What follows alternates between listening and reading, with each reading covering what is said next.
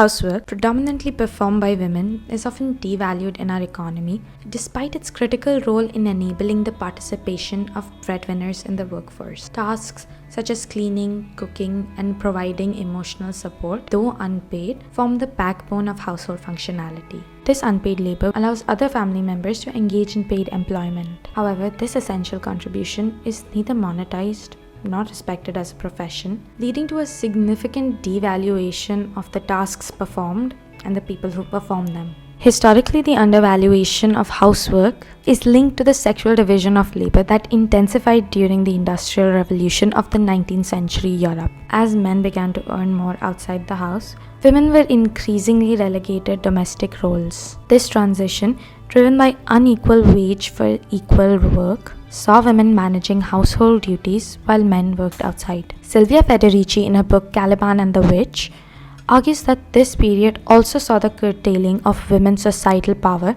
through events like witch hunts, which reduced their roles to primarily reproductive and domestic functions. This institutionalization of women's domestic roles was further solidified by the criminalization of sex work and all other non-procreative sexual activity, reinforcing the notion that women are inherently suited to unpaid domestic labor and sexual reproduction. The societal belief that women are naturally better at housework has entrenched their role as unpaid laborers within the capitalist economy.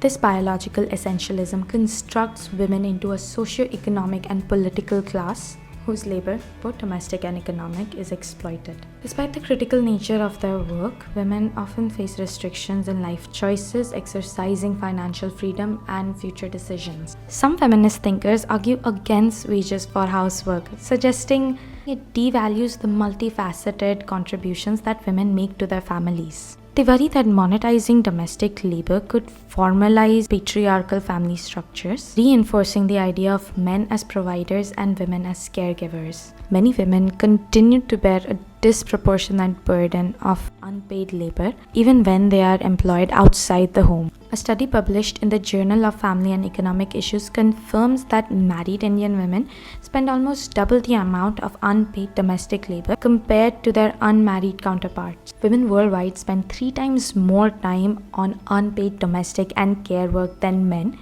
but in India, this number is tenfold. Using data from the 2019 Time Use survey by the National Sample Survey Office, it reveals that women aged 6 and above spend an average of 301 minutes daily on unpaid domestic labor compared to only 98 minutes by men. The burden is even more significant in smaller household and poorer families, where women spend more time on unpaid domestic work due to a lack of resources to outsource these tasks. When women work as domestic laborers in other households, they usually work informal jobs with less security and low pay. According to the Hindu Center, domestic workers in India, who are predominantly women, face extreme exploitation and poor working conditions. Despite their essential contributions, they are often subjected to long hours, low wages, and lack of job security, often excluded from social security benefits like healthcare, pension, etc. Comprehensive policy measures and stronger implementation of existing protections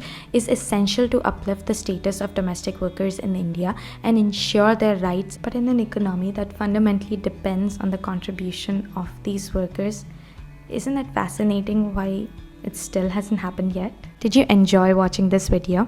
If yes, please like, share, and subscribe to our YouTube channel. We have a lot more coming up. Thank you for watching.